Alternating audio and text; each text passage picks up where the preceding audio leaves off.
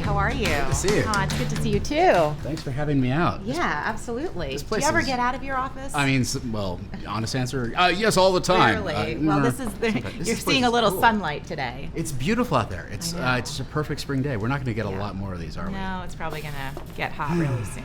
Well, this is a good place. It's Have a you good ever way to been spend here? it. I have not. Oh, I love it here. Yeah. Maxwell Wine Bar. It's like the hottest place in Washington. It's nice. It's small. It's cute. It's cozy. It's got exposed brick. It's got wine. It's got wine. I guess you can't really be a wine bar without wine, can you? That's right. It's been a a while, long right? time. Yeah. Yeah. Let's see. A year and a half, at least. I God, think yeah, the I last guess. time we saw each other was Well, November of I 2016. vaguely remember it because I think I was short of sleep that day. I think we all were. Something happened the night before, some unexpected result, and right. we had two scenarios in our models, but I'm glad we had two. The second one was a little smaller than the first one. We had to suddenly bulk it up.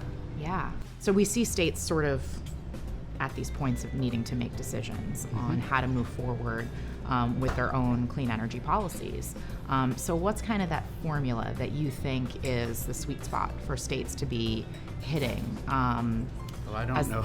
I don't know that you can find a one-size-fits-all Yeah. because you have such a different. I mean, states picked the resources they picked in large part because of the industries that they wanted to attract, the resources they had in other parts of their portfolio.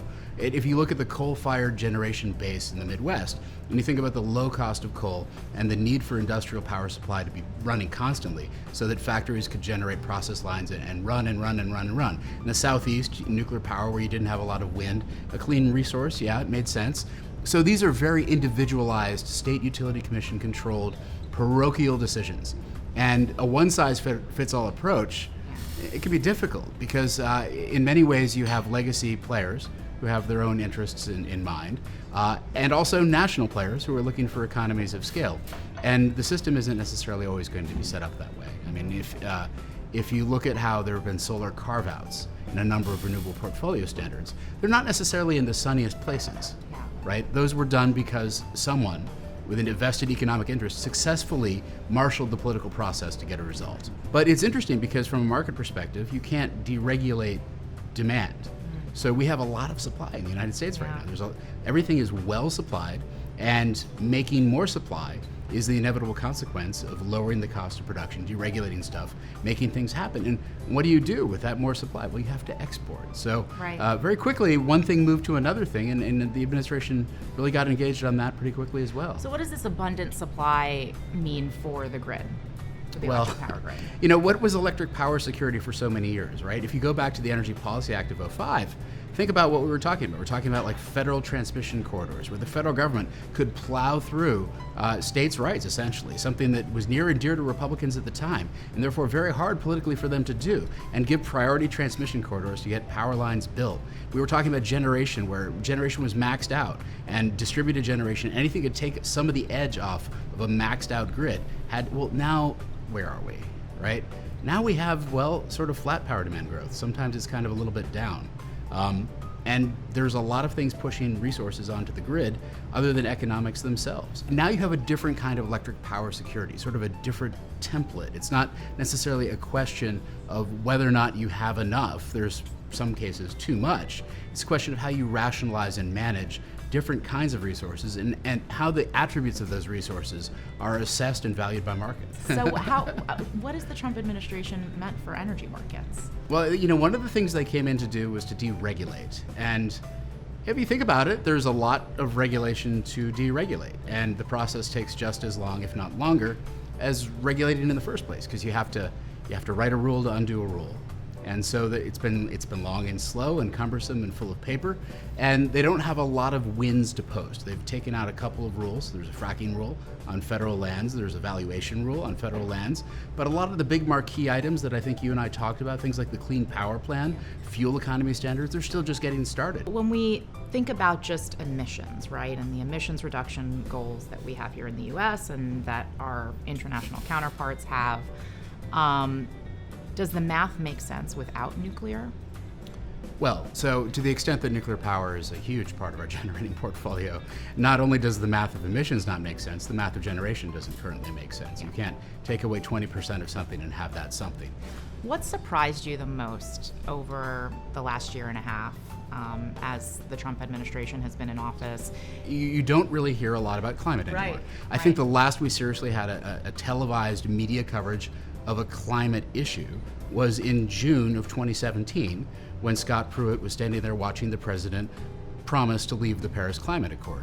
Right. It has been surprising how quickly it's moved from the forefront. Even here in Washington, you go to conferences and people who would ordinarily have talked about climate as one of the first or the second or the third topics in a range of issues at a meeting, it's like number 7 or number 8 now. And that's really interesting. It is interesting, right? Because it's right? still something that's there and relevant and happening, yes. and certainly very paid attention to internationally. But it's just the political climate, right? Well, so to say. I mean, there's different ways to address the issue and to get to the same result. I think some companies that are still taking a very strong activist stance on climate have started to talk about other aspects of the energy system rather than the climate implications. So if you're capturing methane, there's a value perspective. If there's an efficiency gain, then there's an economic perspective. And they've changed their language, but not necessarily their orientation. It's so fun to catch up. Yeah. Did you have your wine? I will take instruction and I will get it. So, I mean, what do you think the biggest changes have been? You've hosted probably everybody in Washington who knows anything about energy, Yeah. and you've heard all of us give you our best shot. Like, what do you see from your perspective? To your point about climate discussions no longer really being on the map, that is a 180, right? Because we went through 8 years of climate being really the focus. I will say, also having lived in Washington for as long as I have, for 12 years now, the town feels different too. I think the political climate's different, and that's reflected in the restaurants and bars. And I'm not saying good or bad. It feels different. It's a different Washington. It's my hometown. I'm originally from here, and I grew up in a neighborhood where people had political jobs and didn't act political. And it's not. I don't live in that neighborhood now, but I live near it, and it's not like that now. So I think there's definitely, you still hear senators talk about being chummy and friendly with one another, Yeah. but you don't see as many of them doing it. And in a 51-49 Senate, anyone who's wearing the number 51 jersey is the winner of whatever concession they can possibly eke out of their party. So you also have more gamesmanship within each partisan grouping. We should probably eat, huh? I'm pretty much hungry. Yeah. Okay, so I ordered a Okay. few things.